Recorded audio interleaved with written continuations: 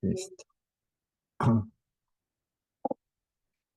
Bueno, sin más preámbulo, vamos a dar inicio, como les mencionaba, a este último webinar, este último evento académico de la Sociedad Peruana de Farmacia Hospitalaria y teníamos que acabar con un tema de interés, ¿no? De importancia, de actualidad. Yo creo que del ámbito hospitalario que va a ayudar mucho a aquellos que están en la práctica diaria de esta área, ¿no? Entonces, estos son los webinars gratuitos, que les llamamos los miércoles farmacéuticos. El tema que va a exponer la doctora a continuación son aspectos prácticos de la formulación de medicamentos individualizados en el ámbito farmacéutico. Nuestra ponente es la doctora Joana Torpoco Vivas. Ella trabaja en el Hospital Nacional Edgardo Rebardiati Martins. Y antes de escuchar su ponencia, pues vamos a dar algunas recomendaciones. Primero, los micrófonos deben estar silenciados para no interrumpir a la ponente. Si tiene alguna duda, la pueden hacer por el chat o activando su micrófono, pero al final de la ponencia. El webinar es gratuito, solo si el participante desea el certificado, que es opcional, debe haber realizado el pago correspondiente para obtener el certificado. El link de la asistencia solo son para los participantes que desean el certificado, que han cancelado o que van a cancelar. Los nacionales, el pago es esto, y los extranjeros, pues es el pago hasta mañana, siempre previa asistencia registrada y corroborado en el web. Los socios hábiles agremiados a nuestra Sociedad Peruana de Farmacia Hospitalaria tienen el certificado gratuito, previa inscripción y registro de la asistencia al web. Dicha asistencia estará en el chat del Zoom, ¿no? O en el chat del YouTube Live cuando se hagan las transmisiones. Los certificados serán enviados dentro de los 15 días hábiles, ojo sin contar sábados y domingos, a los emails que brindaron al momento de inscribirse. Solo en el caso que el participante sea inscrito y no se corrobora el registro de asistencia, tendrá que brindar una evaluación con nota aprobatoria para poder acceder al certificado. Bueno, habiendo dado las recomendaciones del caso antes de empezar este webinar, pues voy a presentar a la doctora Giovanna Torpoco.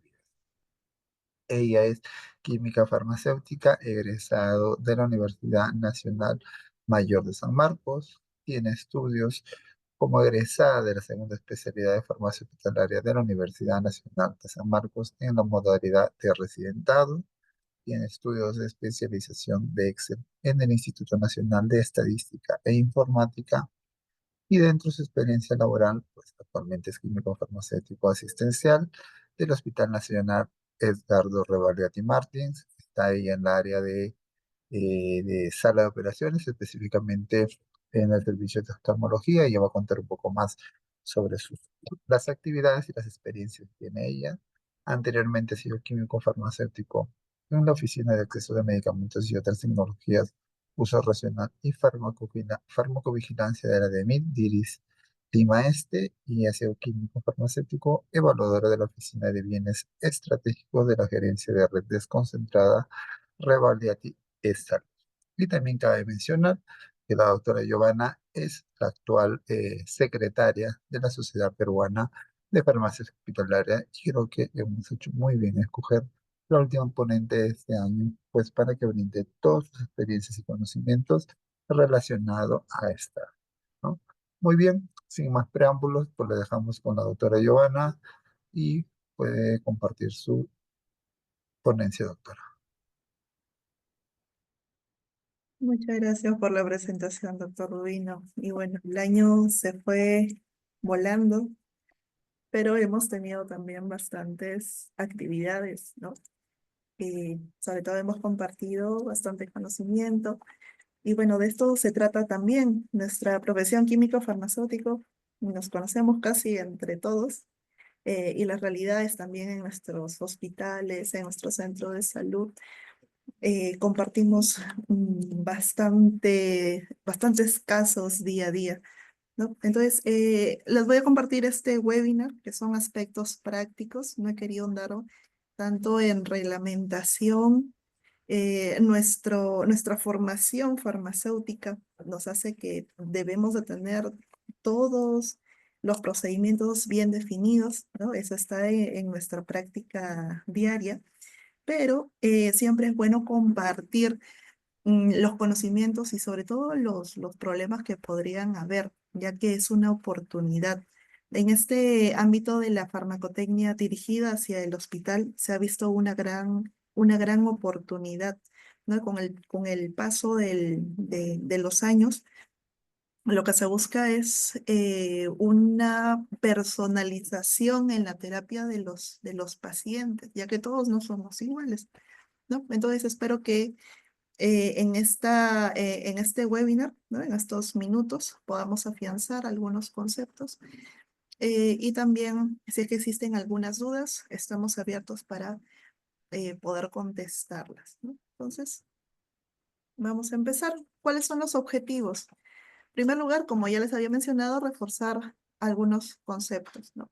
Después, por qué y para qué usamos la formulación magistral? Siempre hablamos de los magistrales, pero ¿en qué situaciones los podemos aplicar? ¿No? Y terminamos con ejemplos prácticos y la resolución, cómo lo vamos a abordar desde el punto de vista farmacéutico. Muy bien, y empezamos con los conceptos, ¿no? ¿Qué es un medicamento individualizado? Los medicamentos individualizados son fórmulas magistrales elaborados por un farmacéutico específicamente para las necesidades de un paciente y con prescripción detallada de un médico. Acá tenemos nosotros un balance entre el prescriptor, quien va a realizar la composición, la formulación o quien va a tener la necesidad, ¿no? De aplicar a su paciente un medicamento específico preparado por farmacia y por otra parte, nosotros como farmacéuticos que somos los expertos en el medicamento, tanto principio activo, excipientes y forma farmacéutica, ¿no? Esos tres aspectos también van a estar considerados, ¿no? Pero este es un concepto que lo he tomado de la Sociedad Española del Medicamento Individualizado. Nosotros en Perú, en nuestra normativa, cabe volver a recordar la resolución ministerial 538, que es la norma técnica de salud para la elaboración de preparados farmacéuticos, ¿no? La norma técnica 122. Allí están todos los conceptos básicos para poder iniciar la implementación de una farmacia especializada en preparados farmacéuticos, ¿no? Sobre todo, ¿cuál es la finalidad, ¿no? Contribuir con esta disponibilidad de preparados farmacéuticos en sus dos conceptos que debemos de tenerlo bien definido, fórmula magistral y preparado oficinal, que sean efectivos. Eso está también enfocado a la adherencia del paciente, ¿no? Si un medicamento el paciente no lo usa, no va a ser efectivo. Si un medicamento no se puede liberar de la forma farmacéutica para llegar a su sitio de acción, no va a ser efectivo. Además, tiene que ser seguro, ¿no? Entonces, también vamos a ver este ámbito, ¿no? Y sobre todo de calidad, ¿no? La calidad abarca todo, todas las fases de la preparación de los insumos que nosotros vamos a tener, ¿no? Que se elaboran en las oficinas farmacéuticas especializadas y en las farmacias de los establecimientos de salud en las áreas de farmacotecnia. Entonces, iniciamos con estos dos conceptos, preparado oficinal, ¿no? ¿Qué es el preparado oficinal? Es un medicamento elaborado según buenas prácticas, enumerado y descrito en el formulario nacional. Tenemos nosotros en Perú formulario nacional. En el anexo 5 de esta norma técnica de salud tenemos las fichas técnicas de preparados farmacéuticos estandarizados, ¿no? En pantalla ustedes pueden ver que tenemos, por ejemplo, la pasta Lazar, es una forma farmacéutica semisólida, ¿no? Es una pasta, ¿no? Que contiene almidón de maíz, óxido de zinc, lanolina y vaselina en una concentración ya conocida, ya está estandarizada, ¿no? Ya lo tenemos publicado y descrito, ¿no? Esta elaboración de este preparado oficinal está garantizada por un farmacéutico o bajo su dirección. ¿Podemos tener nuestro personal a cargo que se encargue de su elaboración? Sí. ¿De qué nos encargamos nosotros? De la capacitación a ese personal, de tener nuestros procedimientos actualizados, de poder elegir esos insumos y material de empaque adecuados para nuestras preparaciones. Está destinado a su entrega directa a los enfermos, ¿no? En una oficina farmacéutica, ¿no? Pero tenemos nosotros también otras fuentes u otros países cómo lo manejan, ¿no? Por ejemplo, tenemos otros formularios y algo de bastante búsqueda bibliográfica que he podido tener, observar, es el formulario español. Pasa algo muy curioso en España, ¿no? Ya que tienen un formulario mucho más extenso que el que nosotros tenemos. Todavía en Perú estamos incipientes y manejan otro concepto más. Como pueden ver en la imagen, voy a poner acá, ellos tienen estandarizados sus procedimientos normalizados de trabajo, que incluye, para nosotros serían nuestros procedimientos operativos estándar, pero ellos Está ya con lo tienen. plata, amiga. Papá, yo hemos ido a comprar nomás dos y la quería un cuarto porque creo que le salga 3 soles.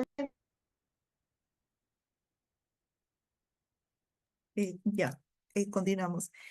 Ya lo tienen normalizado. Por ejemplo, algunos procedimientos, como sería el lavado de frascos, el pesado en las balanzas, ¿no? Además, también las materias primas, donde, por ejemplo,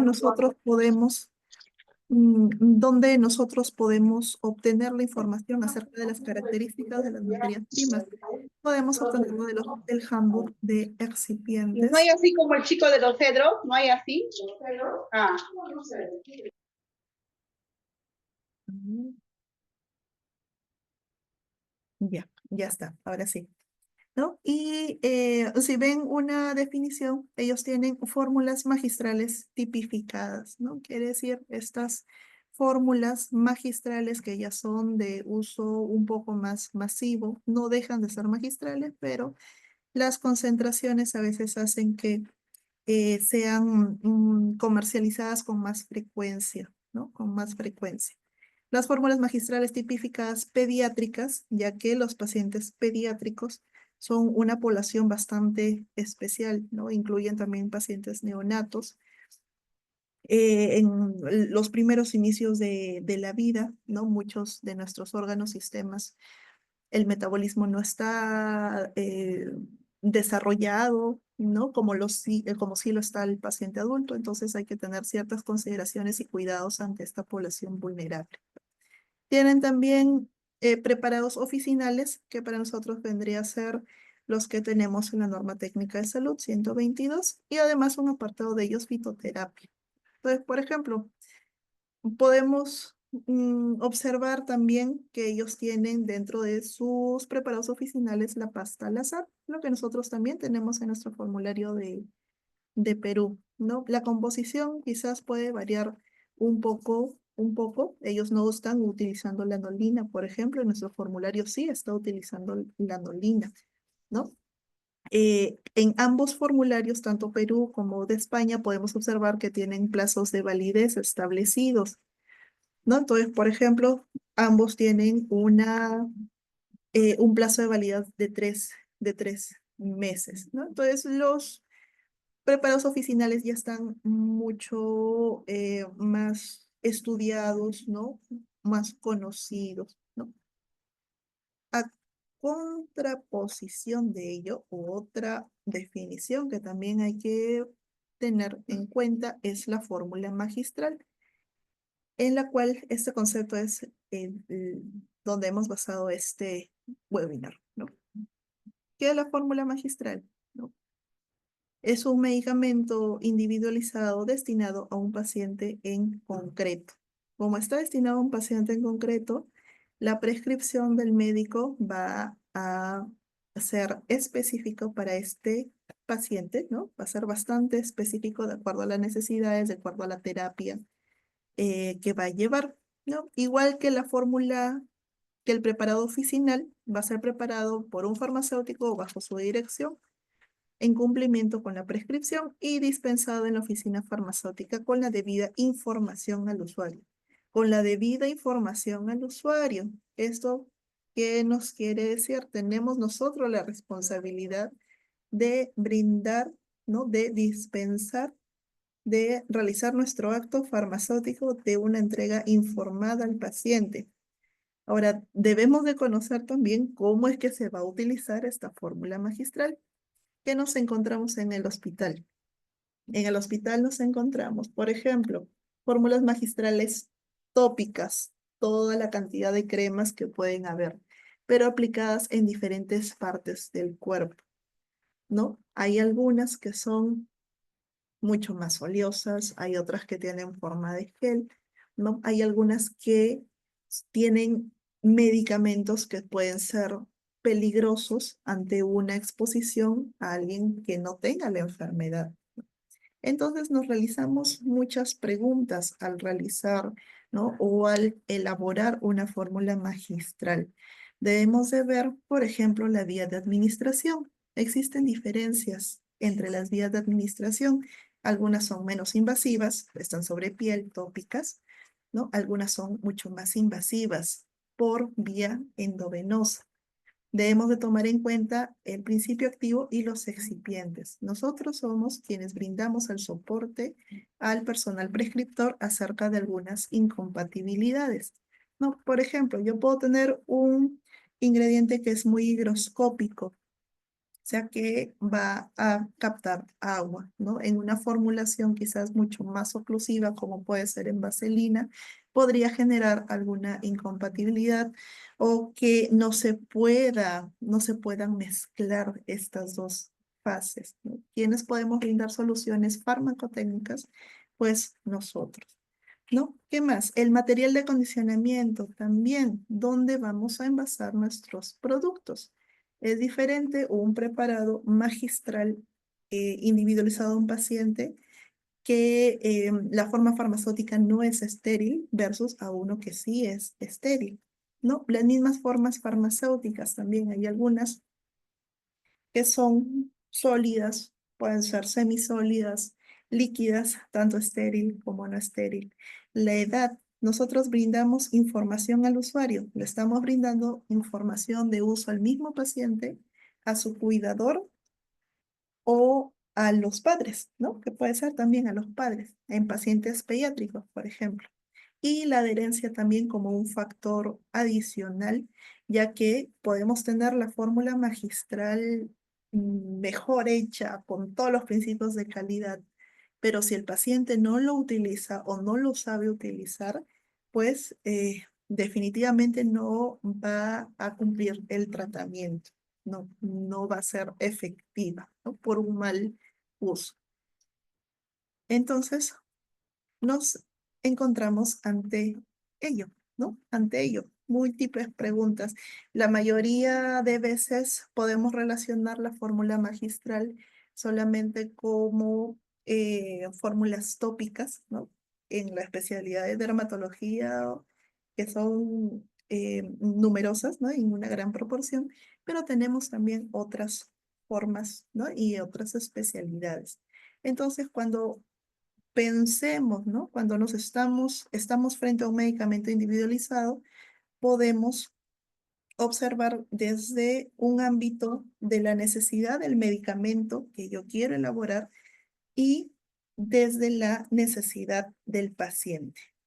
En estos dos aspectos, antes de la elaboración, antes de lanzarnos a preparar cualquier fórmula magistral, es necesario evaluar su idoneidad desde el punto de vista farmacéutico. ¿Se puede hacer? ¿Se debe hacer? ¿Cuáles son las condiciones antes de prepararlo? ¿No? Por eso es que la conversación, ¿no? La coordinación entre los prescriptores y farmacia tiene que ser bastante fluida, bastante fluida. Vamos a ir desmembrando uno por uno. Tenemos la visión desde la necesidad del medicamento, ¿no? Tenemos diferentes formas farmacéuticas. Si estamos hablando de medicamento individualizado, podemos tener jarabes, por ejemplo, en pediatría, podemos tener cápsulas, ¿no? Elaboración de cápsulas, para pacientes pediátricos, para pacientes adultos, y podemos también tener fórmulas magistrales que se van a administrar por vía endovenoso en preparación en condiciones de esterilidad, como una nutrición parenteral total, que vendría a ser una fórmula magistral, cumple con los conceptos de que es individualizado para un paciente, ¿no? Entonces, aquí vienen dos partes. La farmacotecnia la podemos dividir en dos.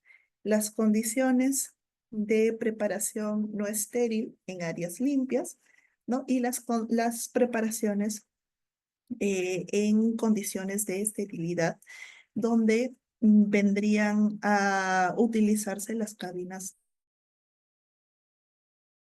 de flujo laminar, ya sea vertical u horizontal, ¿no? Ese es todo un capítulo. Mucho más a fondo acerca de las áreas, lo podemos encontrar en la USP, en la Farmacopea de los Estados Unidos, ¿no? Ahí lo detalla bastante en los capítulos 795, 797, el capítulo 800 de productos farmacéuticos peligrosos, ¿no? Vamos a ver punto por punto. Si nos vamos desde la necesidad del medicamento, podemos definir dos: los que son inherentes al propio medicamento y los que estos aspectos que van a depender del entorno, dónde va a estar el medicamento, esta fórmula magistral. Desde la composición de esta fórmula, hay que observar si es que existe compatibilidad entre los principios activos y excipientes, ¿no? Puedo observar algunas incompatibilidades. ¿Cómo me doy cuenta? Quizás con cambio de coloración, con fenómenos de precipitación, ¿no? Si estoy elaborando una crema, puede ser la división de las fases, ¿no? División de la fase de emulsión, ¿no? Después, ¿qué más? Adecuación del procedimiento de elaboración y control de calidad. Debemos de tener un procedimiento escrito, ¿no? Y actualizado de nuestros procedimientos de elaboración. Asimismo, el control de calidad. Nuestro primer control de calidad al elaborar fórmulas magistrales es organoléptico, ¿no? Es con la observación. Principalmente nuestros órganos de la vista pueden detectar si es que se está presentando algún evento físico, ¿no? Después, idoneidad del envase utilizado, ¿no? ¿Qué es más común utilizar? Envases de polipropileno, por ejemplo, ¿no? Puede ser envases de vidrio, ¿no? Y las características de la forma farmacéutica, ¿no? Se degrada rápido, ¿no? El contenido de agua también es diferente. Un preparado farmacéutico con un alto contenido de agua, como puede ser un gel, ¿no? O uno que prácticamente no contiene agua, ¿no? El agua me va a determinar un riesgo de contaminación microbiológica, ¿no? Para algunos casos, si es que no es de uso inmediato, podríamos aplicar o agregar excipientes conservantes, ¿no? Tenemos aspectos que dependen del entorno. La temperatura de conservación, ¿no? La temperatura va a enlentecer, en refrigeración va a enlentecer algunos procesos de degradación. La mayoría de las fórmulas magistrales sobre todo las acuosas, ¿no? Vamos a tener la temperatura de conservación en refrigeración. La exposición a la luz durante su almacenamiento y utilización. También la luz puede catabolizar, ¿no? Puede acelerar los procesos de degradación, ¿no? Entonces es importante proteger de la luz en el almacenamiento y durante el uso. El contacto con el aire una vez abierto. También tenemos sustancias que pueden ser higroscópicas, ¿no? Pueden captar el agua, la humedad, ¿no? Se oxida muy rápido una vez abierto el envase, ¿no? O también puede ser muy susceptible a la contaminación microbiológica, ¿no? Miren, solamente estos aspectos son los que debemos de pensar antes de, ¿no? La preparación. Solamente estamos evaluando idoneidad de la formulación. Por el otro lado, tenemos las necesidades del paciente, ¿no? Imaginen un hospital que tenga un gran número de pacientes con necesidades de fórmulas magistrales, ¿no? Y en todas las etapas de la vida tenemos pacientes mayores de edad, ¿no? Que podrían tener, por ejemplo, problemas de disfagia.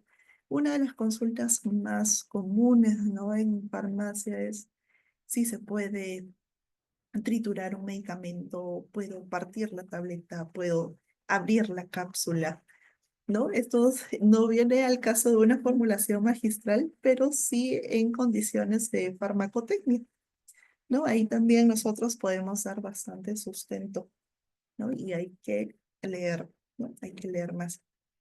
Nuestra población pediátrica, tenemos necesidades de los pacientes pediátricos, ya que se definen como huérfanos terapéuticos los medicamentos que no encontramos comercialmente, ¿no? La mayoría de los medicamentos no está formulado específicamente para un paciente pediátrico. Es más común encontrar medicamentos con dosis bajas para pacientes pediátricos, ¿no? Pero recordemos, por ejemplo, en caso de neonatología, que hay algunas formulaciones que contienen algunos excipientes que podrían llegar a ser tóxicos para un paciente recién nacido prematuro, ¿no?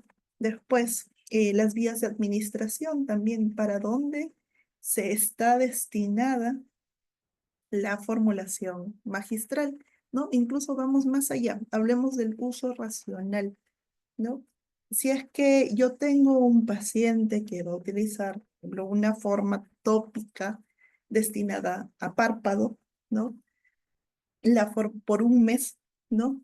La cantidad de preparado, ¿no? La cantidad de mi preparado que voy a elaborar no puede ser un bote de 500 gramos, ¿no? Tiene que ser de acuerdo a el tiempo de uso que está destinado a usar este paciente, ¿no? Después, el paciente sabe utilizar la fórmula magistral que se está elaborando, ¿no? Un gran, un gran, una gran línea de acción del farmacéutico se ha abierto con la formulación magistral en oftalmología, ¿no? Ya que también no existen muchos medicamentos que podemos encontrar en formas comerciales destinadas a la aplicación en ojo, ¿no? Sobre todo a algunos antibióticos, ¿no? Algunos antifúngicos también. Es más común encontrar eh, humectantes, ¿no? Lubricantes de ojos, pero ya cuando existen enfermedades mucho más complicadas, ¿no? Los medicamentos dejamos de encontrarlos en formas comerciales. Ahí es donde podemos aplicar y podemos y debemos de entrar a la formulación magistral. Entonces, ¿dónde encontramos fórmulas magistrales en un hospital? No, actualmente trabajo en un hospital de nivel 3, ¿no? Y vemos un gran volumen de pacientes. Tenemos pacientes hospitalizados y pacientes también en consultas externas, ¿no? Pacientes de emergencia también. Entonces, si es que tienen necesidad de una fórmula magistral, ¿no? El modo de uso puede ser incluso determinante de que pueda cumplir el tratamiento para su finalidad terapéutica, ¿no? Entonces, la educación al personal de salud en las áreas de hospitalización, al mismo paciente cuando se va de alta y al cuidador, en el caso de los padres, por ejemplo, en pediátricos, es bastante determinante, ¿no? Asimismo, el almacenamiento, ¿no? Nosotros garantizamos en farmacias el correcto almacenamiento de nuestros productos, pero en las demás áreas, cuando sale de la farmacia, sigue con las mismas condiciones de almacenamiento, ¿no? En los mismos servicios de hospitalización, ¿no? Nosotros como farmacéuticos nos damos ese trabajo adicional, ¿no? De verificación que están correctamente almacenados nuestros medicamentos en piso, ¿no? En hospitalización. Más aún, vamos, en casa, ¿no? Los pacientes tal cual cumplen el tratamiento de hospitalización y si siguen con la necesidad de usar fórmulas magistrales en casa, deben de saber utilizarlo, ¿no? Después, en hospital, ¿qué nos encontramos? Con diferentes especialidades. Tenemos fórmulas farmacéuticas, ¿no? Numerosas fórmulas farmacéuticas que encontramos en dermatología, desde eh, fórmulas para humectación de la piel, ¿no? Hasta ya formulaciones en enfermedades muy complejas, ¿no? Que atacan piel, ¿no? Que están sobre piel, que afectan piel, ¿no? Después, otorrinolaringología también, preparados destinados eh, a- tópicamente al oído, ¿no? Al oído externo. Después, alergia e inmunología también. La gran cantidad de pacientes que tienen enfermedades, que tienen alergia a medicamentos, ¿no? Entonces, eh, se elaboran, por ejemplo, diferentes protocolos de sensibilización, ¿no? O diferentes test también sobre piel para definir las alergias, para poder solucionar, para poder desensibilizar a los pacientes que acepten los medicamentos, ¿no? Los pacientes pediátricos también es una gran especialidad en la cual merece incluso solamente un apartado de estudio para pacientes pediátricos, ¿no? En cuanto a formulaciones magistrales, hay un gran porcentaje de pacientes pediátricos que tienen errores de medicación, ¿no? Ya que las dosis son a veces un poco complicadas de utilizar, ¿no? Y tenemos que intervenir también nosotros. Y bueno, al final oftalmología también, que es una especialidad muy bonita, donde hemos encontrado bastante trabajo por realizar en conjunto con farmacia y oftalmología, ¿no? Tenemos pacientes con patologías severas, de alta complejidad, hasta incluso con enfermedades raras, ¿no? Entonces, ¿cuál es nuestra visión como farmacéutico especialista, ¿no? Participar en la propuesta de desarrollo de estas fórmulas magistrales, ¿no? Existen necesidad, ¿no? Sí existe la necesidad y debemos de tener el conocimiento de los principios activos, de los excipientes y vamos más allá de la biofarmacia, ¿no? Esa forma de cómo se libera el principio activo para que llegue a su sitio terapéutico en el paciente de acuerdo al órgano o sistema en el cual se necesita, eso también debemos de conocerlo para poder darle todo el sustento. ¿Cuál es nuestra realidad? Nuestra realidad es que cada vez tenemos medicamentos más complejos, ¿no? Más complejos, pero tampoco no lleguemos al límite de combinarlos todos en un solo medicamento que sea imposible de que el paciente se lo pueda tomar, ¿no? En este caso de la cápsula, ¿no? Nosotros debemos de garantizar que sea el mejor medicamento para este paciente en específico, ¿no? Estamos personalizando cada vez más la terapia, así sea muy compleja. Esta es una triada, ¿no? La triada de cómo se da la formulación, donde interviene el médico, el paciente y el farmacéutico, ¿no? Definitivamente del paciente debemos de conocer todo su historial, ¿no? El historial de alergias puede ser alérgico a un principio activo, puede ser alérgico a un excipiente, ¿no? También no estamos ajenos a que un excipiente pueda generar alguna reacción de sensibilidad, ¿no? Del paciente. Si es que existe una necesidad de una concentración diferente al del comercial, también podemos realizar una formulación magistral, ¿no? O si es que hay necesidad de un ingrediente farmacéutico activo en una forma farmacéutica que no exista de forma comercial. Entonces, ante ello y después del diagnóstico por parte del médico, se va a dar la selección y la redacción de la prescripción, ¿no? Que va a ser personalizada para este paciente.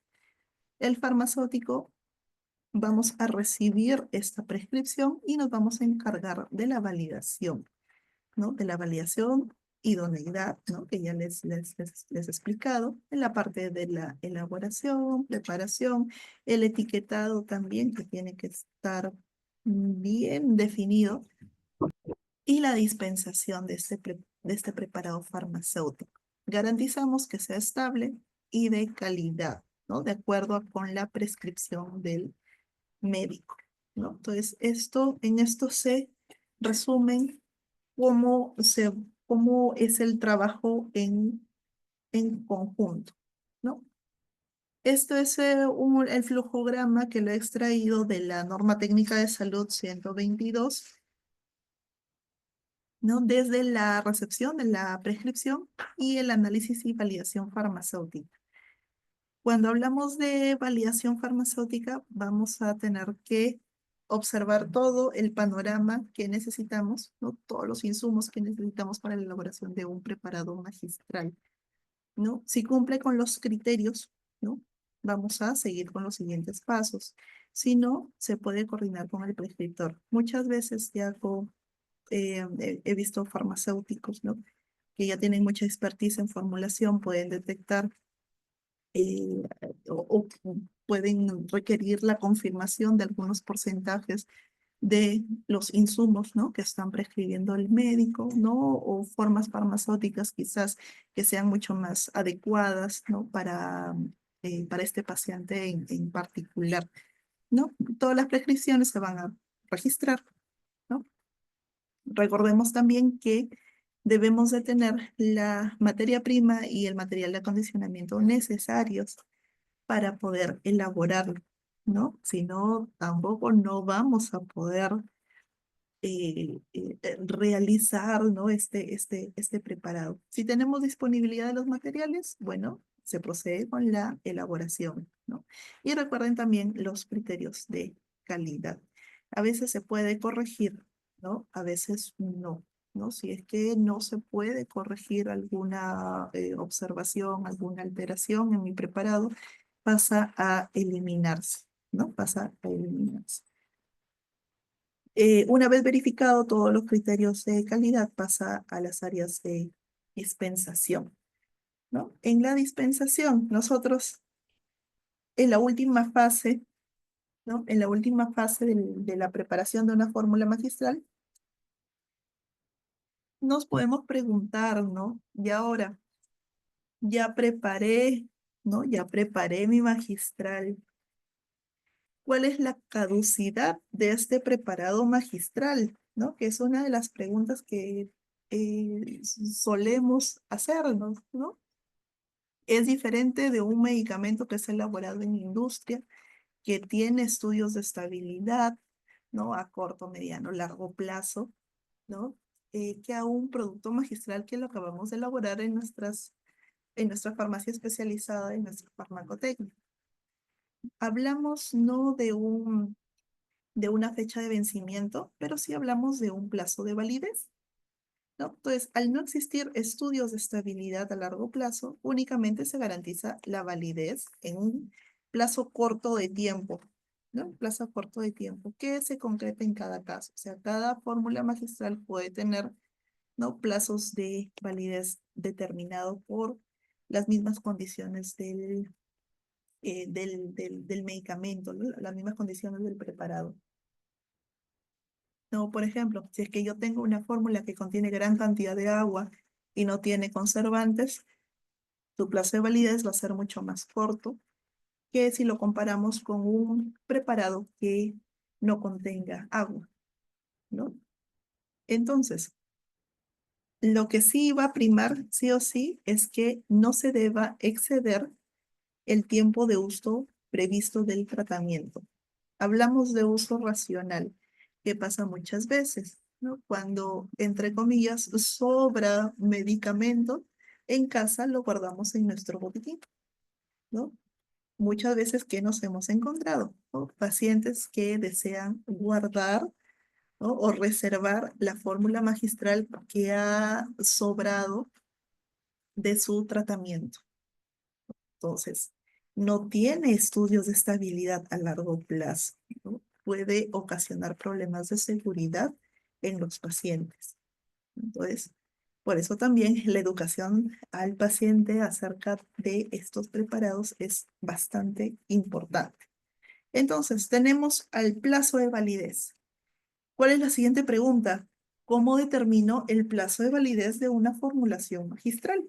¿No? Si ya hemos visto de que es diferente para cada tipo de formulación, ¿no? Entonces, existe una guía de buenas prácticas de preparación de medicamentos en el servicio de farmacia. Eso está publicado por España, por el gobierno de España, donde nos define la matriz de riesgo para preparados farmacéuticos, ¿no? De acuerdo a esta matriz, se van a dar recomendaciones acerca de la elaboración de el lugar de la elaboración de un producto magistral, ¿no? Así como el plazo de validez también. Estas matrices de riesgo ya lo hemos visto en más detalle con la doctora Dorregaray, ¿no? Acerca de preparaciones estériles como no estériles, ¿no? Entonces, lo repasamos solamente para estos fines, ¿no? Recordarles que existen matrices de riesgo tanto para preparados estériles como para preparados no estériles, ¿no?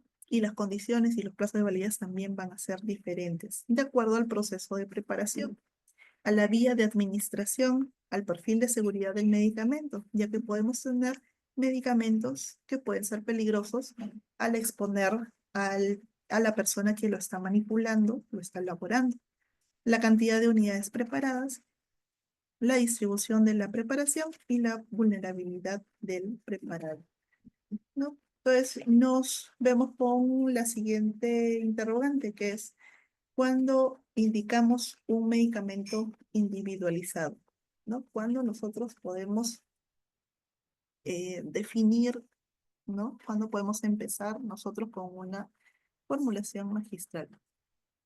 Entonces, una de estas condiciones es cuando no existe una forma farmacéutica comercializada que contenga el principio activo para el paciente, ¿no? Pueden ser especialidades farmacéuticas que se han dejado de fabricar, ¿no? O en situaciones de desabastecimiento.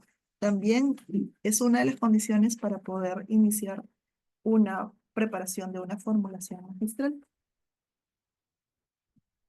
Tenemos tratamiento de grupos de pacientes sin interés comercial o huérfanos, lo que les había mencionado de nuestros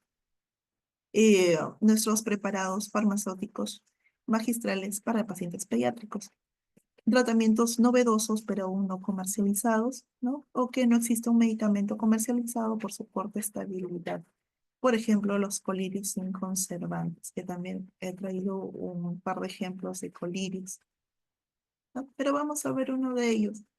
Y me gusta bastante iniciar con casos de pacientes en neonatología. Es una población muy vulnerable.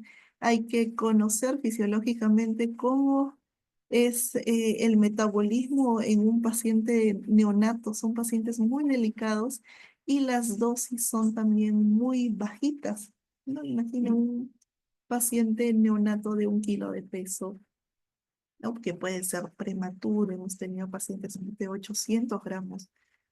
Es muy pequeño y muy frágil, ¿no? Entonces, este grupo especial de pacientes no tiene acceso a medicamentos, pero sí podemos darle solución como farmacéuticos a través de la formulación magistral, ¿no? Entonces, este es un paciente neonato de sexo masculino con síndrome de abstinencia neonatal, ¿no? Que nos solicita el servicio de neonatología. Eh, Nos solicita un jarabe de morfina de 1 miligramo por mililitro. 1 miligramo por mililitro, ¿no? En farmacia tenemos fórmulas farmacéuticas de jarabe, de ampolla y en tableta, ¿no? Pero tenemos solo tabletas de acción corta y de ampolla, ¿no? En farmacia podríamos decir, si se encuentra con forma farmacéutica de jarabe en el petitorio, pero no contamos todavía con registro sanitario en Perú de jarabe de morfina, ¿no? Entonces, sí estamos habilitados a la preparación de una fórmula magistral. En este caso, tendríamos que partir de un producto farmacéutico ya elaborado, ¿no? Ya elaborado por industria farmacéutica y poder realizar a partir de un sólido un producto en suspensión, ¿no? Tenemos registros de tabletas inyectables, ¿no? Solución para perfusión, ¿no? La forma farmacéutica que se decidió como punto de partida fueron las tabletas de acción corta para el síndrome de abstinencia neonatal, ¿no? Estos pacientes muestran todos los síntomas de abstinencia, ya que la madre ha sido consumidora de diferentes drogas de abuso, ¿no? Entonces, en el momento del parto, ¿no? El neonato va a presentar todos los signos y síntomas que pueden observar en la diapositiva, con una duración que va a depender de acuerdo a la droga a la que fue expuesta, ¿no? Entonces, cuando buscamos más referencias bibliográficas, no tratamos de observar, ¿no? Sus protocolos de elaboración y depende también del contexto de nuestro hospital y las necesidades que tiene cada hospital, ¿no? Por ejemplo, este protocolo de la Universidad de Michigan, ¿no? Está partiendo ya de una solución, ¿no? De morfina de 2 miligramos por mililitro y la concentración va a ser mucho menor a la cual nosotros nos están solicitando, ¿no? Miren, una concentración de 0,4 miligramos por mililitro, ¿no? Entonces, bueno, aquí utilizan solamente una solución salina para poder realizar la dilución a la dosis, ¿no? Y volumen a la cual están solicitando. Eh, Hemos sacado algunos datos, ¿no? Nos sirven como las condiciones de almacenamiento que tiene que ser refrigerado, ¿no? Y el plazo de vida, ¿no? En este caso son 7 días, ¿no? La Sociedad Española de Farmacia Hospitalaria, a través de su grupo de trabajo español de farmacia pediátrica, también tiene formulaciones propuestas para soluciones de morfina, ¿no? En este caso es de 10 miligramos por mililitro, indicado para tratamiento de dolor en pacientes pediátricos, ¿no?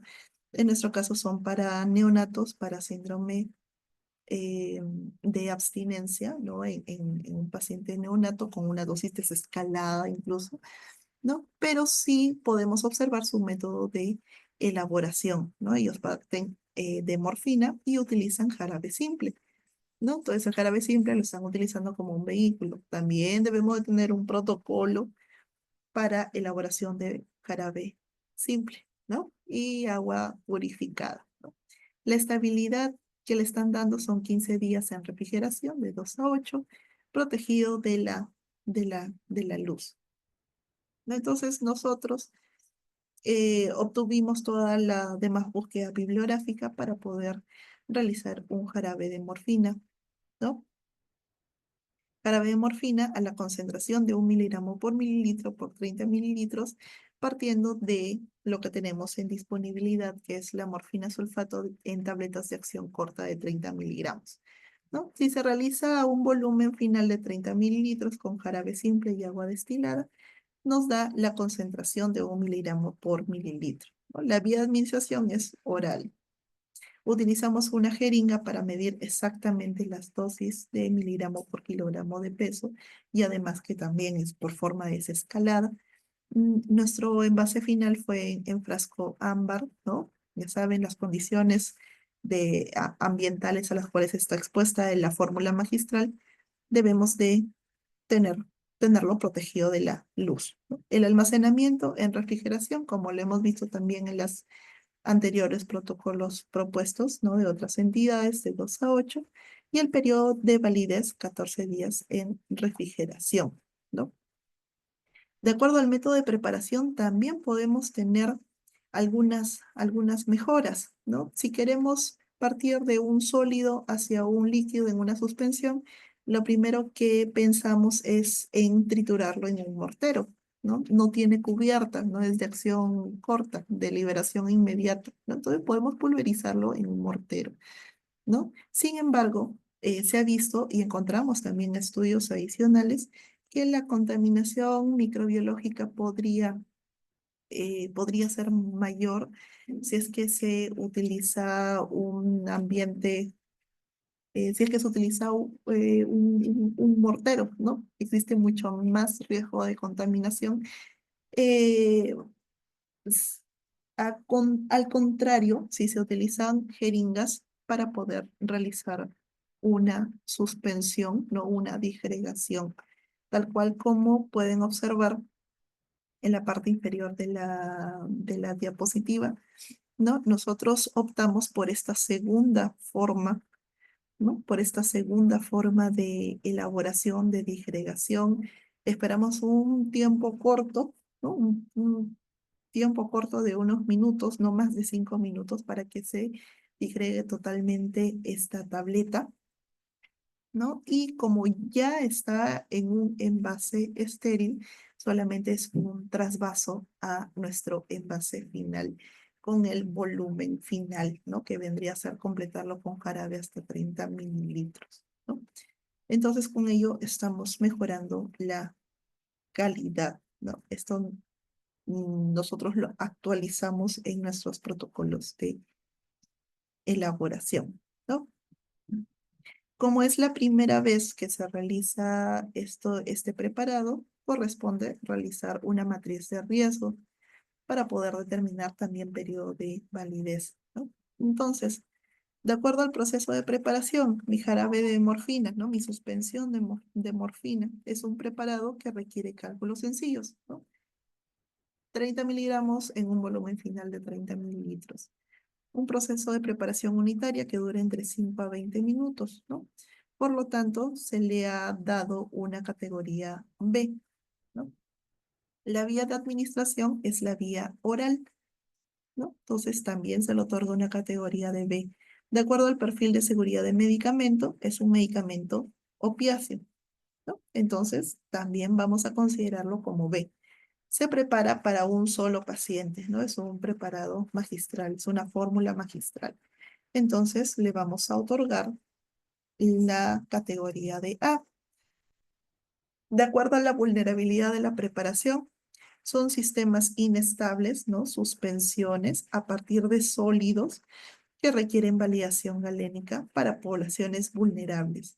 Encaja perfectamente en nuestro preparado de suspensión de forma líquida oral, ¿no? Entonces le damos la categoría en C.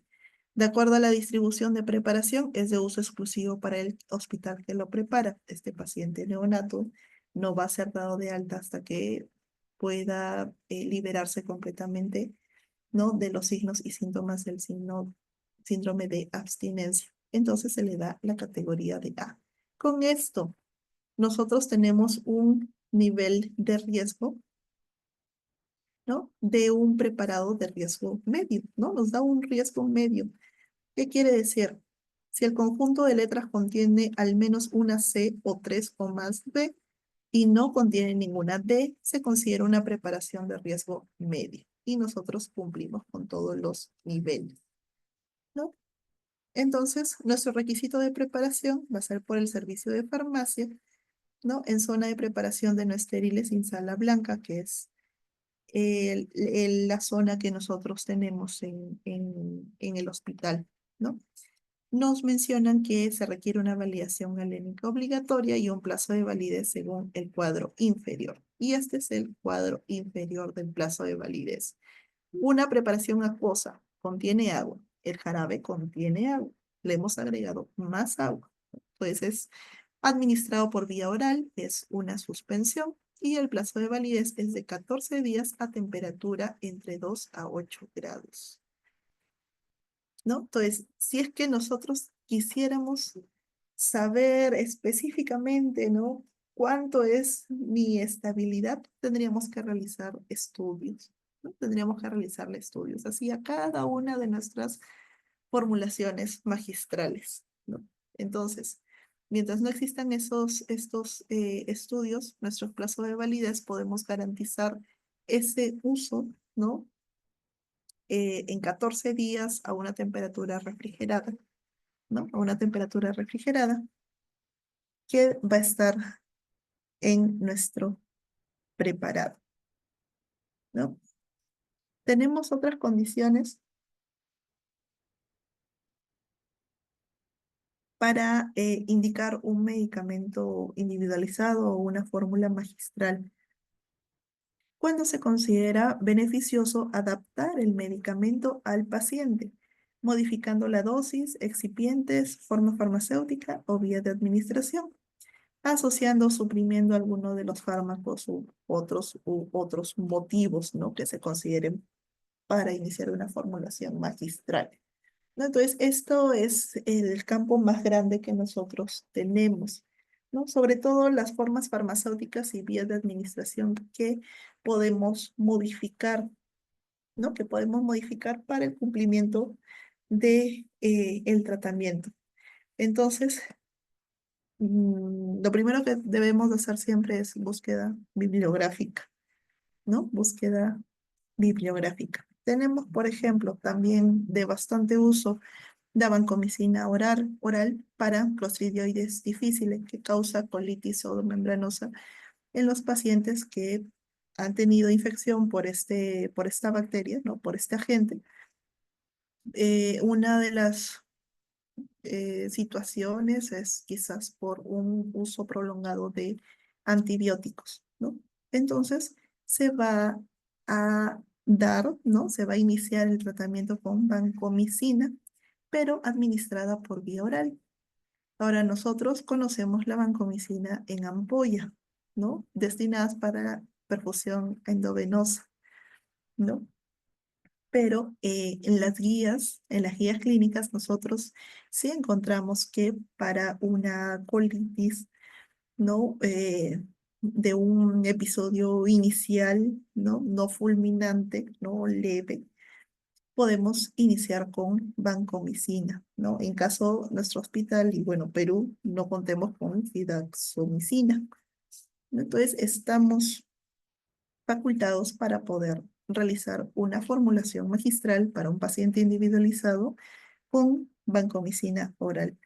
Las dosis también debemos de tomarlo en cuenta. Son 125 miligramos por día oral, 4 veces al día durante 10 días. Si tengo yo un frasco de 500 miligramos, ¿no? Yo voy a poder destinar cada frasco a 4 dosis cubriendo un día de tratamiento, ¿no? Mi dosis final, 125 miligramos en 5 mililitros, ¿no? El vehículo que se ha elegido en este caso es jarabe, ¿no? Jarabe por sus propiedades antimicrobianas, ¿no? Conservantes, perdón.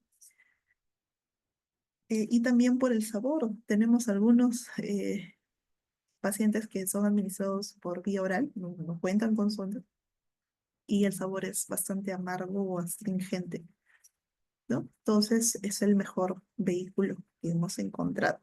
La búsqueda bibliográfica nos dice que sí, efectivamente se puede almacenar, ¿no? Incluso en vasos de dosis unitaria o botellas de plástico, o sea, no vamos a encontrar alguna incompatibilidad entre envase y principio activo, ¿no? Y en este caso, en este estudio, han elegido como vehículo Oral Suite, que contiene jarabe con algunos reguladores de pH, conservantes, ¿no? Que es una forma comercial, ¿no? Comercial.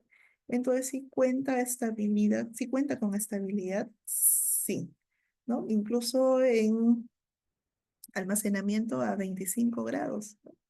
Y bueno, definitivamente va a ser un producto refrigerado, ¿no? Entonces, también lo podemos hacer en nuestras áreas de los servicios de farmacotecnia o las farmacias especializadas, sí se puede realizar, ¿no? Sí se puede realizar. Entonces, esta es la presentación final, siempre fotoprotegida, no tienen las jeringas, no tenemos jeringas opalescentes, ¿no? Entonces debemos usar estas bolsas fotoprotectoras. Se va a mantener en refrigeración de 2 a 8 grados, se identifican correctamente, el etiquetado también está correctamente con el nombre del paciente, ya que es una fórmula magistral, ¿no? Ya que es una fórmula magistral. Tenemos un ejemplo más donde se modifica la forma farmacéutica y la vía de administración, ¿no? Este es un caso de un hemangiolinfangioma retroperitoneal. Esta paciente tiene un mes de edad, bueno, en el tiempo del reporte pues, tenía un mes de edad, de sexo femenino, con un diagnóstico de tumoración abdominopélvica consistente con linfangioma retroperitoneal, hidronefrosis bilateral y sepsis controlada. En términos sencillos, ¿qué significa? Tiene un tumor que está en el peritoneo, detrás del peritoneo, que está junto, ¿no? Ejerciendo presión a los riñones, ¿no? Causando acúmulo de agua, ¿no? Y que debe de ser intervenida quirúrgicamente, ¿no? Entonces, en este caso lo revisamos con el servicio de cirugía pediátrica, que nos estaban solicitando la preparación de una solución esclerosante a base de eritromicina intralesional. ¿Ya? Ellos querían administrar, ¿no? Eritromicina dentro del tumor para poder colapsarlo y que sea parte del tratamiento con una posterior cirugía laparoscópica o cirugía abierta. ¿No? En farmacia, ¿qué se propuso? Después de toda la búsqueda bibliográfica que se realizó, se propone usar doxiciclina como un agente esclerosante, ¿no? Contamos con stock de formas farmacéuticas, tabletas y cápsulas, ¿no? Entonces, dentro de las decisiones que se tomaron fue realizar la revisión bibliográfica junto con los residentes de farmacia para poder realizar un protocolo de elaboración, ¿no? Entonces, este caso siguió así. Dentro de los tumores retroperitoneales encontramos tumores benignos, que en este caso era el linfangioma, ¿no? Son estas malformaciones linfáticas, ¿no? Del flujo lento está destinado a la linfa, no es de flujo rápido. Algunas veces están conectados algunas venas o algunas arterias, pero usualmente forman quistes, ¿no? Forman cúmulos, ¿no? Dentro del paciente. En este caso es una nena de un mes, ¿no? Era una nena de un mes con malformaciones, ¿no? Entonces necesitaba una intervención. Ahora nos definen el tratamiento que es la escleroterapia, ¿no? La escleroterapia se usa para destruir vasos sanguíneos anormales. En un vaso sanguíneo se inyecta un líquido que hace que se seque y se rompa, ¿no? Que se seque y se rompa. Normalmente o usualmente se utiliza para tratar varices o venas en forma de araña, ¿no? Pero ahora lo vamos a utilizar para colapsar un tumor, ¿no? Un tumor benigno, ¿no? Es menos efectiva en lesiones microquísticas que en las macroquísticas, claro. Va a ser mucho más efectivo colapsar un quiste grande que varios quistes pequeñitos, ¿no? Que varios quistes pequeñitos. Entonces, esta es la técnica esclerosante. Como ustedes pueden ver, acá hay un catéter que va directamente al tumor. La forma de administración es intralesional, ¿no? Vamos a atravesar tumor, vamos a administrar la solución esclerosante, ¿no? Y depende de las sesiones, vamos a ver, ¿no? Mediante imágenes, si es que se ha colapsado para poder operar, ¿no?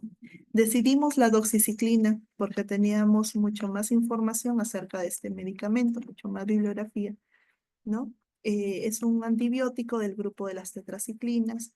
fue usada por primera vez, ¿no? En tratamiento de estos tumores linfáticos, ¿no? Linfoangiomas, ¿no? Y su mecanismo exacto aún no está claro, aunque se atribuye a la inhibición de metaloproteinasas de la matriz, proliferación, así como supresión del factor de crecimiento. Todo esto, ¿qué es lo que pasa?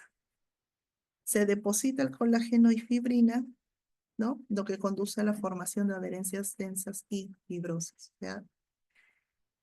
Va a precipitar proteínas y se va a colapsar. Encontramos un estudio donde utilizaban doxiciclina a partir de comprimidos orales, ¿no? Ya que no tenemos acceso de doxiciclina como ingrediente farmacéutico activo, ¿no? Como principio activo no nos era posible. Así que la formulación magistral que se decidió era a partir de una forma farmacéutica sólida.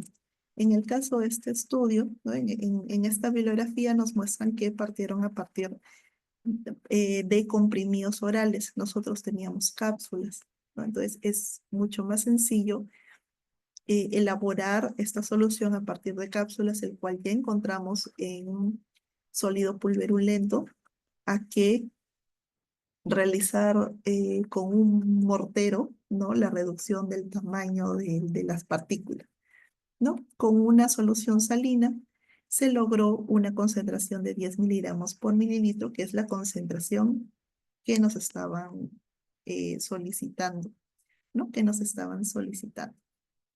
Y bueno, concluye este estudio de que los comprimidos orales de doxiciclina se pueden preparar y utilizar efectivamente como un agente esclerosante. Entonces lo realizamos, ¿no? Entonces lo pudimos realizar, ¿no? Siempre recuerden que partimos de una prescripción. La prescripción tiene que estar exactamente con el medicamento solicitado o incluso el vehículo, ¿no? Medicamento doxiciclina.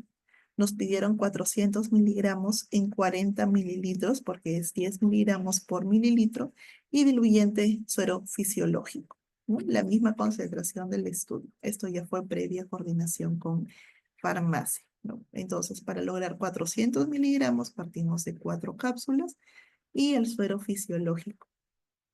El, el- Finalmente, nosotros hemos utilizado una jeringa de 50 mililitros para poder utilizar, ¿no? Para que sea el depósito final de esta fórmula magistral, ¿no? Dentro de los materiales usó tubo de ensayo, jeringa de 50, la aguja 18, gasas, campo estéril, ¿no? ¿Dónde lo vamos a preparar? Ahora, ahí viene la cuestión. ¿Dónde? Es un preparado. Partimos desde una forma farmacéutica sólida que está en condiciones de asepsia, ¿no? Que los estudios de estabilidad del fabricante nos dice que no tiene partículas patógenas, ¿no? Microorganismos viables patógenos, ¿no?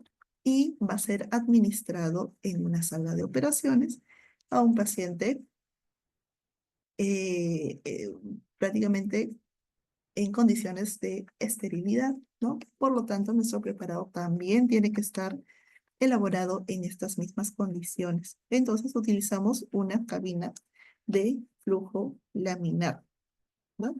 Y nosotros podemos observar que existen algunas condiciones fisicoquímicas que debemos de evaluarlo también nosotros. Por ejemplo, una de ellas fue la formación de espuma, ¿no? Miren, si pueden apreciar en el video, estamos dentro de una cabina de flujo laminar vertical, ¿no? Para garantizar calidad microbiológica. Cuenta con presencia de espuma dentro de la jeringa de 50, por eso los movimientos son movimientos suaves, no de mezcla. Lo que va a realizar a continuación es una dilución por partes, ¿no? Es una dilución por partes. Nuestro volumen final tiene que ser de 40 mililitros, ¿no? De 40 mililitros. Se realiza el enrasado adecuado y bueno, cambiamos también de aguja, ¿no? Lo llevamos a un volumen final de 40 con nuestro vehículo, ¿no? Que fue cloruro de sodio. El cambio de aguja, el etiquetado también correctamente y va a sala de operaciones, ¿no? ¿Cuál fue el resultado? El paciente estuvo estable, recibió 2 sesiones más de escleroterapia, ¿no? Y su atención fue por consultorio externo, ¿no? Esta paciente, ¿no?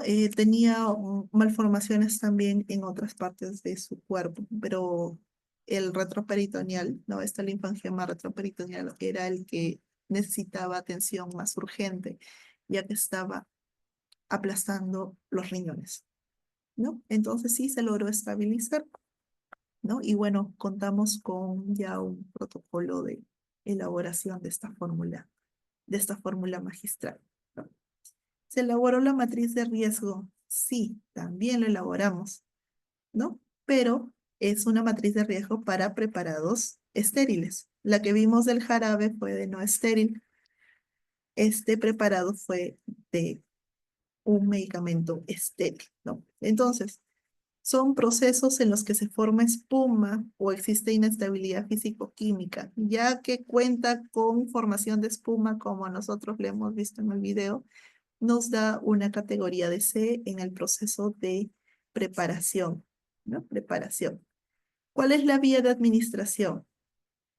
Aquí lo tenemos, intralesional, intraperitoneal, ¿no? Entonces, una categoría de B.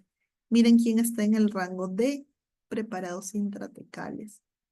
Perfil de seguridad del medicamento, ¿no? Tiene un bajo perfil de toxicidad, ¿no? Nuestra preocupación era más que todo que estábamos partiendo a partir de cápsulas, ¿no?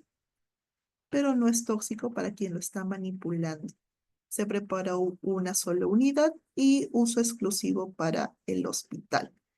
De acuerdo a la susceptibilidad de contaminación microbiológica, si era elaborada a partir de productos no estériles. Así que la matriz de riesgo nos da una categoría D, haciendo que el nivel de riesgo sea alto, ¿no? Entonces, sí o sí, el preparado tiene que ser por servicio de farmacia bajo cabina de flujo laminar, situada en un entorno controlado de sala blanca.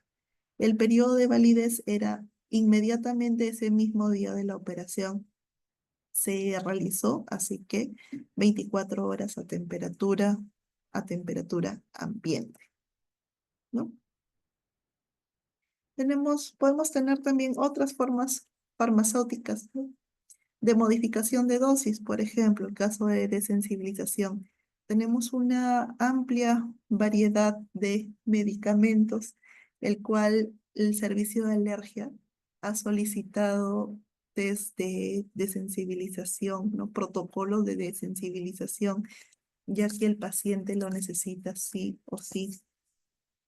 Este es un caso de un paciente de 73 años de edad, de sexo masculino, con diagnóstico de infarto agudo miocardio, angina, que requiere colocación de stent y doble antiagregación. Sin embargo, en el momento en que ya lo iban a intervenir, el paciente mencionó que era alérgico al ácido acetilsalicílico, ¿no? Alérgico a la aspirina.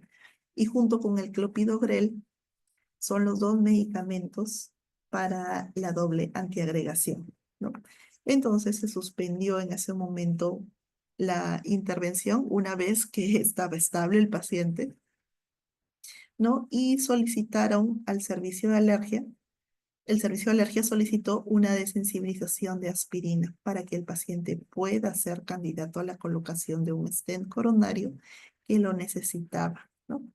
Entonces, como ya habíamos hecho algunos ensayos de desensibilización con otros medicamentos en forma de jarabe, solicitaron hacer un jarabe de ácido acetilsalicílico, ¿no? Entonces, en farmacia realizamos la búsqueda bibliográfica y la propuesta, ¿no? de una formulación magistral sólida versus una formulación magistral líquida de lo que estaban solicitando.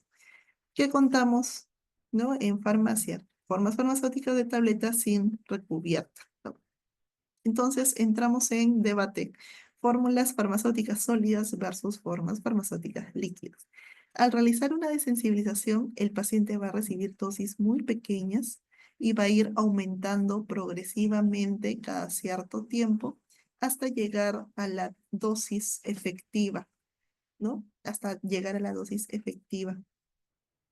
Entonces, estos pacientes deben de continuar tomando, ¿no? Deben de continuar tomando los medicamentos una vez se ha realizado la desensibilización. Pasan 3, 4 días sin tomar el medicamento y se pierde, ¿no?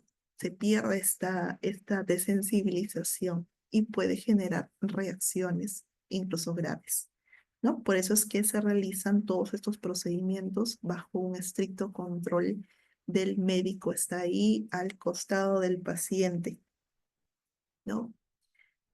Si nosotros definimos realizar una solución, ¿no? Una forma farmacéutica líquida de aspirina, debemos de tomar en cuenta que las soluciones acuosas de ácido acetil salicílico se hidrolizan rápidamente, ¿no? Entonces, no sería posible preparar un jarabe que contenga agua, ¿no? De aspirina, ¿no? Entonces, nuestra propuesta iba para una forma farmacéutica sólida. Sin embargo, sí se podrían realizar otro tipo de soluciones, ¿no? Otro tipo de soluciones, pero que no contengan agua.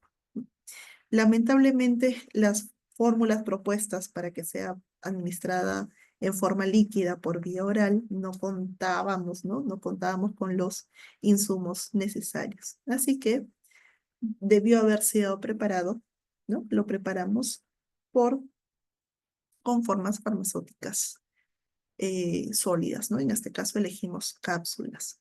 Como hay algunos pacientes que podrían ser hipocondríacos, ¿no? O podrían tener episodios de ansiedad antes de someterse a estos protocolos de sensibilización. Empezamos con una dosis de placebo, ¿no? Una dosis cero de placebo, el cual solamente utilizamos un excipiente de relleno, ¿no? Que puede ser almidón presente en las formulaciones con un excipiente, ¿no? Un excipiente adicional y continuamos con las demás mediciones, ¿no? En este caso, nuestro paciente se desensibilizó exitosamente, ¿no? Y a la fecha continúa con la toma de sus antiagregantes. No es el único medicamento al cual le hemos realizado los protocolos de desensibilización. Son varios.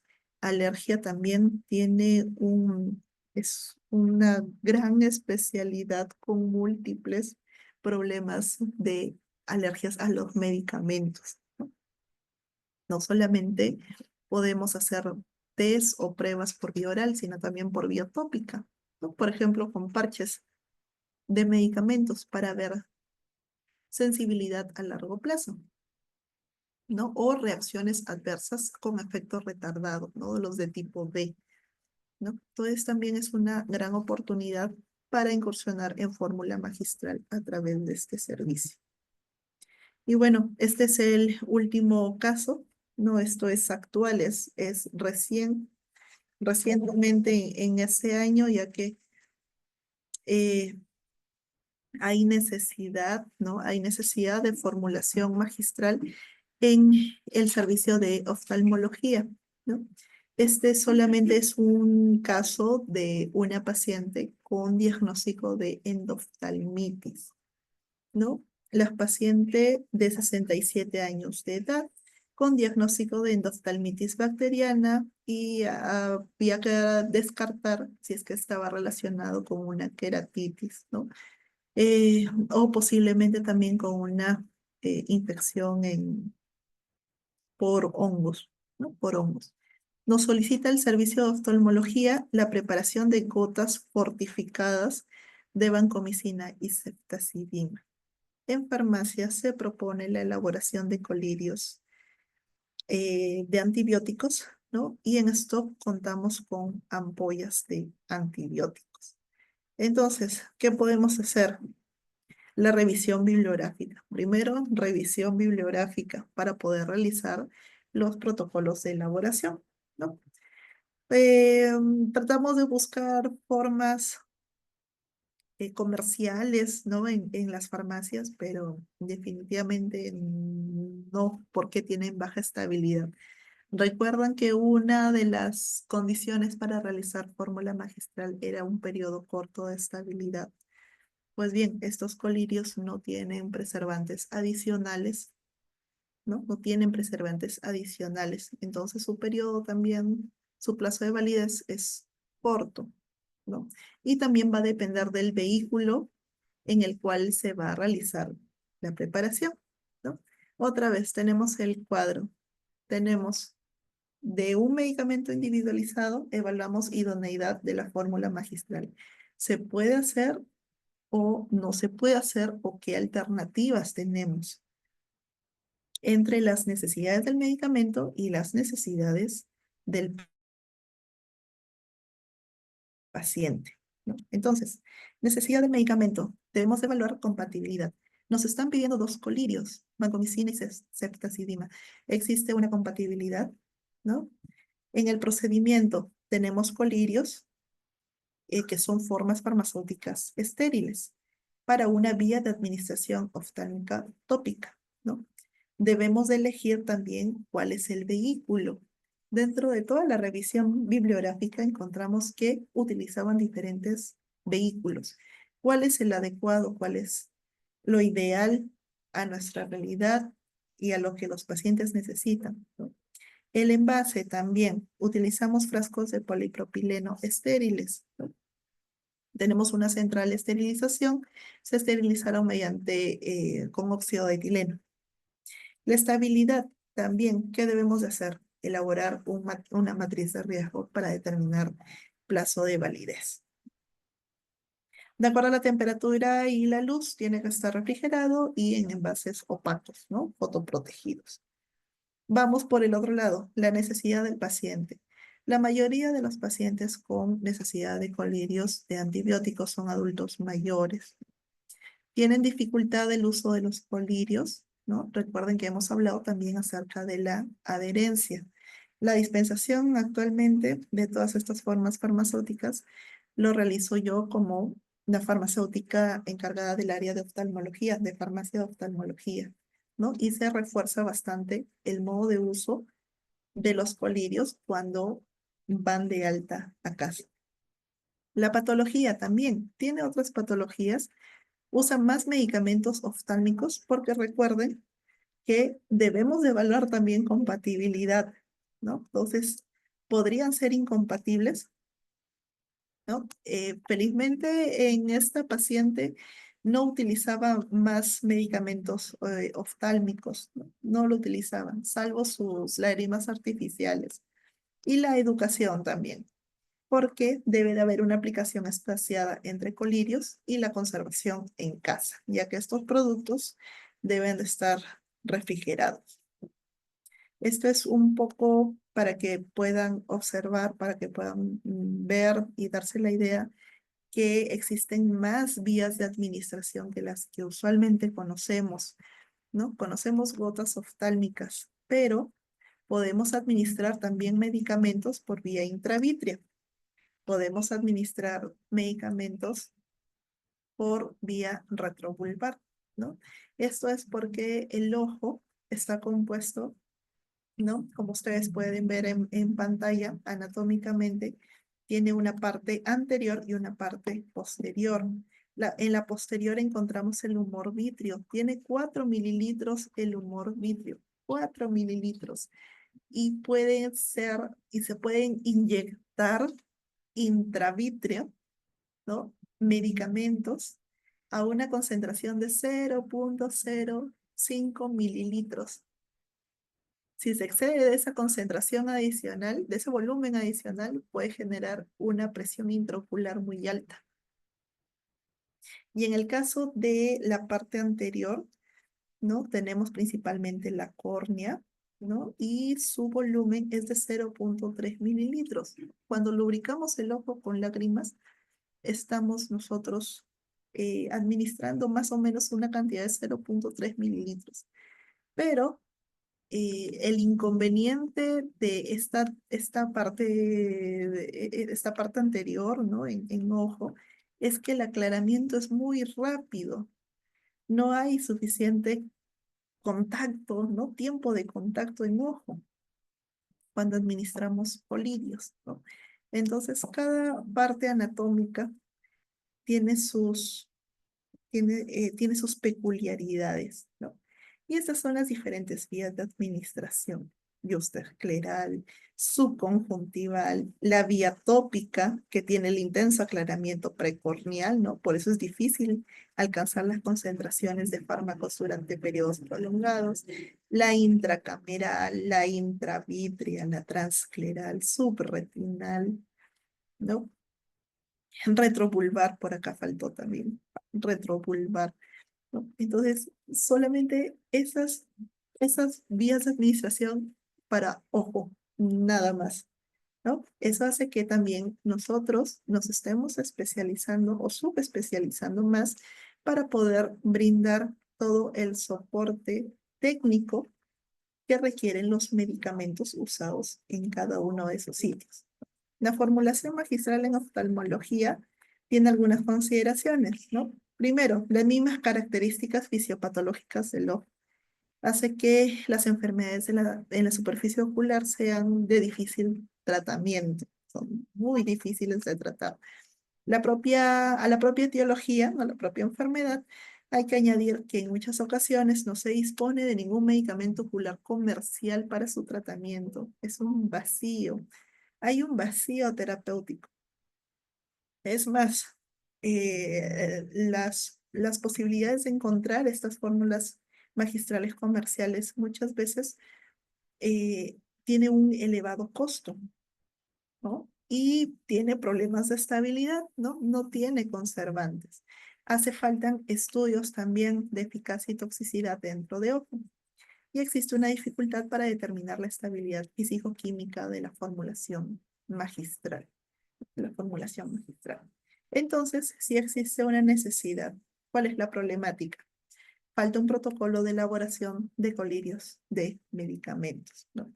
Existe un riesgo de elaboración bajo condiciones que no garantizan la calidad microbiológica, ¿no? Imagínense la posibilidad quizás, ¿no? Para poder ayudar al paciente que se están realizando gotas oftálmicas fuera de las condiciones o con alto riesgo de contaminación microbiológica, ¿no? Y la elección del vehículo a utilizar, ya que en nuestra revisión bibliográfica nos dimos con la sorpresa de que habían muchos vehículos que se pueden utilizar para la elaboración de estos colirios antiinfecciosos, ¿no? Los oftalmólogos lo conocen como gotas fortificadas, ¿no? Yo no entendía el concepto de gotas fortificadas hasta que supe que le dicen fortificadas porque añaden o se puede añadir los antibióticos a lágrimas artificiales, ¿no? Entonces, ahí también hay que tener algunas consideraciones.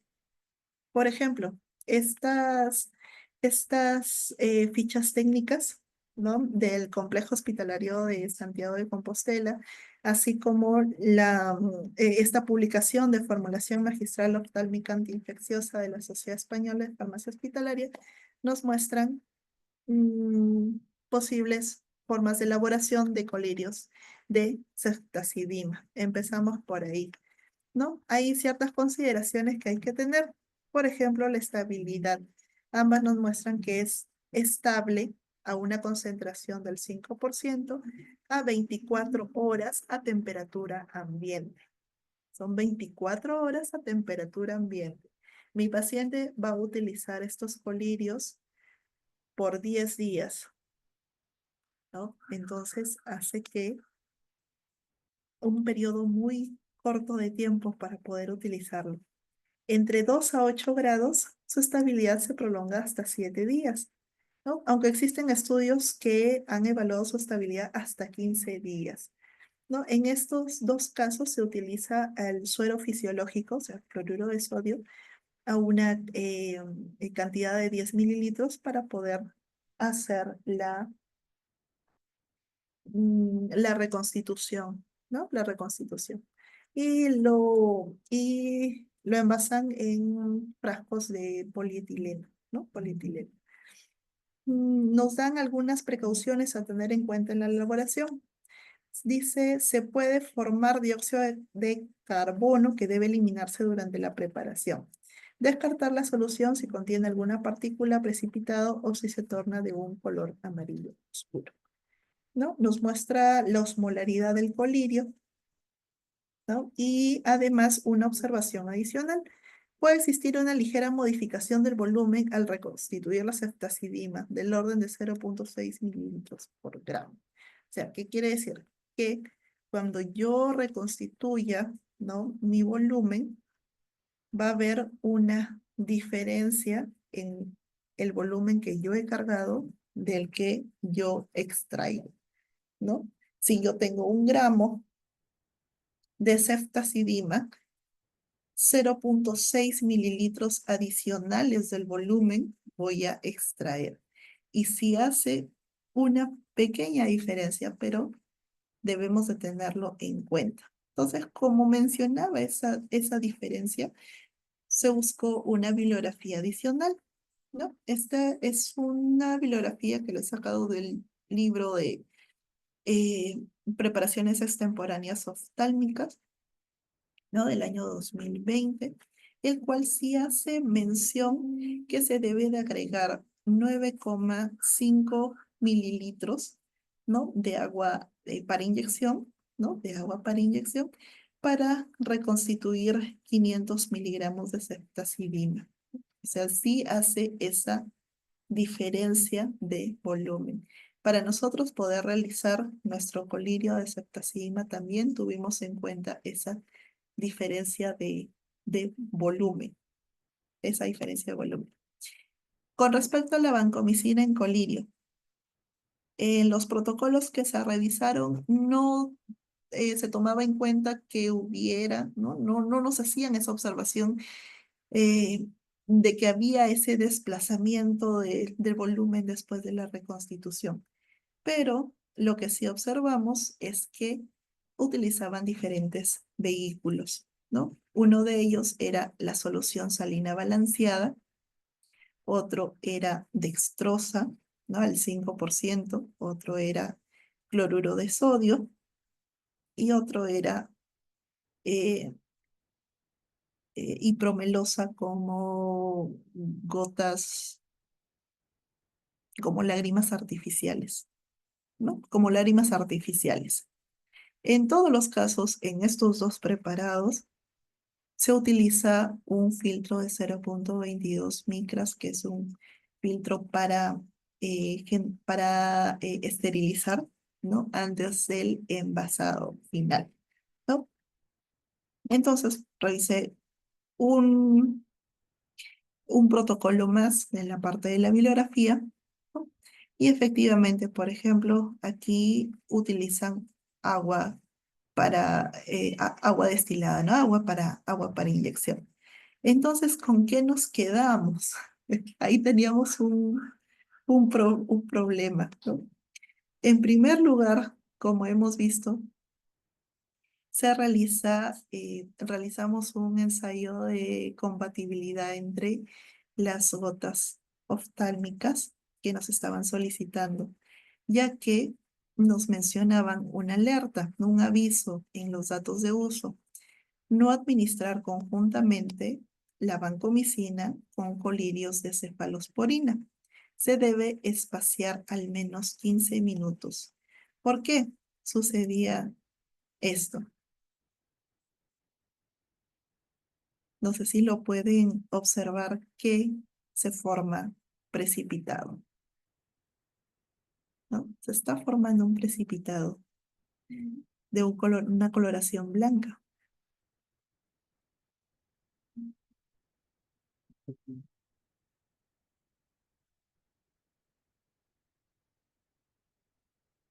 Entonces, ¿tenemos un riesgo de incompatibilidad? Sí. En la superficie del ojo, si se agregan estas dos gotas, estos dos colirios, ¿puede llegar a precipitar? Sí, también. ¿Qué necesitamos elaborar o qué necesitamos hacer? Dispensación con educación al paciente para que pueda espaciar estas dos aplicaciones de gotas oftálmicas. Sí he escuchado a algunos pacientes que tienen molestias al aplicarse estos dos colirios, ¿no? Pero ahí viene la parte de nosotros con la dispensación, ¿no? ¿Qué más observamos? Vancomicina, ¿no? Se elaboró en solución salina balanceada y en cloruro de sodio, ¿no? Entonces, ¿qué observamos? Coloración. Si hay coloración, mi solución salina balanceada es transparente, es incolora, ¿no? Mi vancomicina también es de color blanco, el polvo liofilizado, y obtuvimos una coloración rosada. Posiblemente sea una incompatibilidad. Es más, incluso tratamos de filtrarlo, ¿no? Porque puede ser un precipitado que se haya formado, pero no pasaba la coloración del filtro, en el filtro de 0,22 micras. Así que descartamos la elaboración con solución salina balanceada. Esta solución salina balanceada emula los componentes de una lágrima, ¿no? De nuestro humor acuoso en condiciones de pH, de osmolaridad, de todo lo que puede tener el humor acuoso, ¿no? Sin embargo, con este medicamento sí estaba generando incompatibilidad. Así que descartamos también la hipromelosa, ya que encontramos bibliografía donde existe riesgo de no dilución del principio activo. Así que nos quedamos con la preparación con cloruro de sodio, ¿no? Y vancomicina, que fue nuestro vehículo elegir, ¿no? Otras consideraciones que deben de tomar en cuenta también es la seguridad en la preparación. Por ejemplo, si también observamos la presencia de gases en la reconstitución de la ceftazidima, ¿no? En la reconstitución de la ceftazidima. Estos, tal cual nos muestra la bibliografía, deben de ser eliminados completamente antes antes de proceder con la preparación, ¿no? Entonces, colocamos un sistema abierto, ¿no? Está abierto, pero garantizamos la esterilidad, ya que está en condiciones de una cabina de flujo laminar, ¿no? El acondicionamiento en esta cabina también es bastante importante, ¿no? El uso de los filtros para ambos casos, ya sea ceftazidima o vancomicina, el correcto etiquetado también y todas las condiciones de esterilidad de un manejo ya en una farmacotecnia estéril, ¿no? Nos va a llevar a un buen preparado de calidad. Y bueno, esta ya es la última diapositiva, algunas recomendaciones que siempre nosotros como farmacéuticos damos las perlitas, ¿no? Empezamos con la normativa, la nacional y la internacional, ¿no? Nosotros todavía estamos muy incipientes como Perú en las fórmulas magistrales, pero poco a poco, ¿no? Se puede ir estandarizando un poco más, ¿no? Las normativas a nuestra realidad de Perú, ¿no? Las áreas donde realizamos estos preparados deben de ser implementadas con todos los procesos que garanticen la calidad, ¿no? Recordar que cada paciente tiene necesidades particulares, ¿no? Por eso la formulación magistral es individualizada. Nuestros protocolos tienen que estar actualizados. La búsqueda bibliográfica es esencial para cualquier preparado farmacéutico, ya sea estéril o no estéril. Nosotros como farmacéuticos cumplimos un papel fundamental en el equipo de salud, ¿no? Somos los expertos en los medicamentos, ¿no? Y recordar también que los excipientes podrían generar algunos problemas de incompatibilidad. en estos preparados farmacéuticos. Entonces, eso sería todo. Bueno, es solamente una muestra de todo lo que se puede realizar, ¿no? Son preparaciones que los vemos en un hospital, ¿no? Pero cada uno tiene un contexto diferente. Los pacientes nos necesitan, hay necesidad, y nosotros también, como profesionales de la salud, participamos activamente en ello. Bueno, muchas gracias, y si tuviera alguna pregunta, quedo atenta a ello.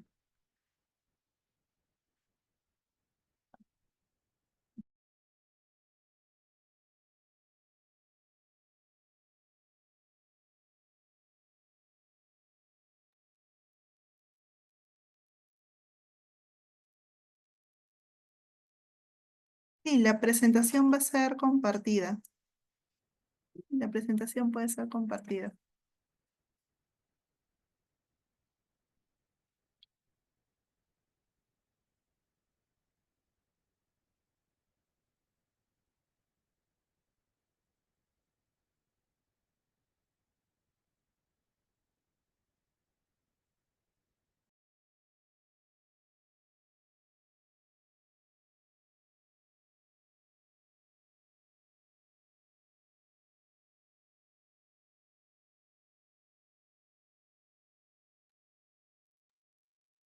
Y Eh, eso una, es hay una pedir, consulta, doctora, de parte de Daniel Francisco, creo.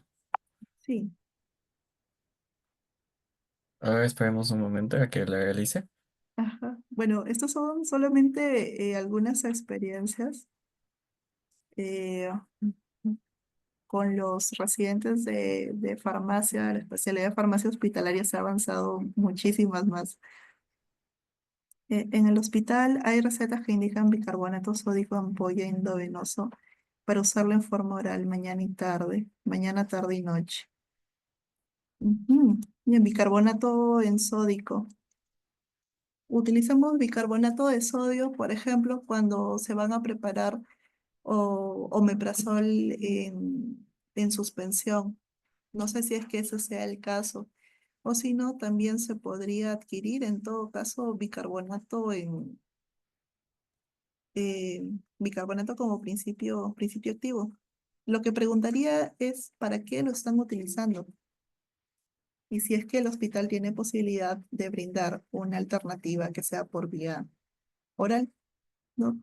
¿Para qué paciente también está indicado? ¿No? Eso es lo primero que indagaría, ¿no? Lo primero que preguntaría. Para pacientes en insuficiencia renal, para pacientes pediátricos. Ah, mira, qué interesante. Si es para insuficiencia renal, habría que ver, solamente tiene habilitada la vía oral, hay posibilidad de que este paciente lo siga utilizando, pero con otra forma farmacéutica, porque podrían venir en sobres también. Se ha sugerido usar forma farmacéutica en tableta. Lo he visto más en sobres de bicarbonato de sodio, o si no, en cápsulas que después se pueden disolver en agua. Eso es lo que he visto más en pacientes pediátricos. En tableta no lo he visto, pero también podría ser una opción. No, ten en cuenta también qué edad tiene el paciente pediátrico, porque para pasar tabletas quizás sea muy pequeñito. Por eso es que le están dando como ampolla. Ah, ya, para verificar en ampollas hay que ver si es que tiene algún disolvente más. Siempre cuando vemos pacientes pediátricos, y también me gustan los pacientes pediátricos, son muy problemáticos. Dependiendo de la edad, hay algunos excipientes que podrían generar algún riesgo adicional. Uno de los casos es, por ejemplo, con el uso del mannitol, que lo utilizan como disolvente en algunas ampollas. ¿No? Entonces, mi sugerencia es que veas la ficha técnica del bicarbonato, ¿no? En el apartado de excipientes, y puedas ver la lista exacta si es que se está utilizando algún excipiente adicional. Buscar alguna alerta, ¿no? O hacer una búsqueda bibliográfica un poco más indagando si es que hay algún riesgo para esta clase de pacientes. Ujú. Te sugiero empezar a buscar más que todo excipientes, más que todo excipientes. Y sí, sí que existe la posibilidad de que pueda administrarse, no sé, por un medio mucho más seguro. Porque recordemos que al fraccionar una ampolla, esta ampolla es de vidrio, puedan quizás hasta generar algunos residuos si es que no se rompe bien. Si es que es un paciente muy chiquitito, podría haber algunos problemas. Claro, claro, no hay problema.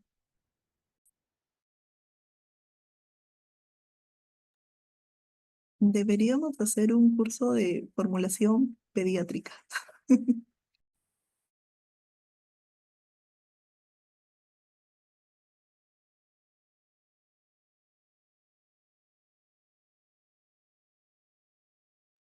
Ya. Muchas gracias, doctora, por su presentación.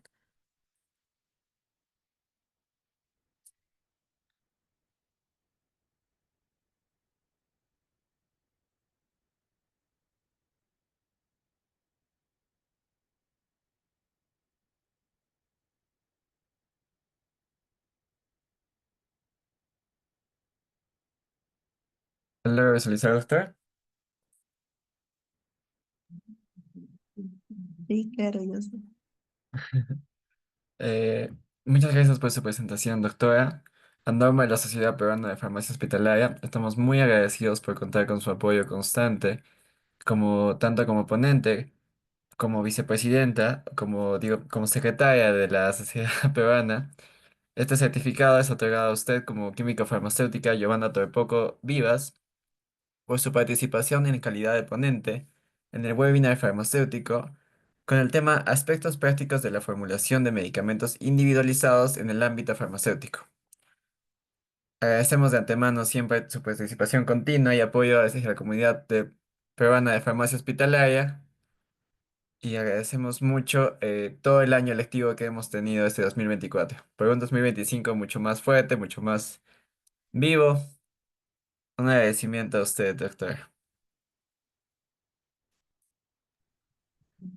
No, es un gusto de verdad porque tenemos que apoyarnos a nosotros entre farmacéuticos, ¿no? Necesitamos dar ese salto que los pacientes necesitan, ¿no? Y siempre es un gusto apoyar, ¿no? Bueno, reitero los saludos de parte de la Sociedad Peruana de Farmacia Hospitalaria, también a nombre del doctor Rubino, que es el presidente de la Sociedad Peruana de Farmacia Hospitalaria, y bueno, con muchos ánimos para continuar con un 2025 con más proyectos, ¿no? Y bueno, sobre todo que sigamos compartiendo esa información. Que tengan una feliz Navidad, un próspero año nuevo y bueno, a seguir leyendo siempre. Muchas gracias por su participación, doctora. Muchas gracias a todos los oyentes de hoy día. Muchas gracias.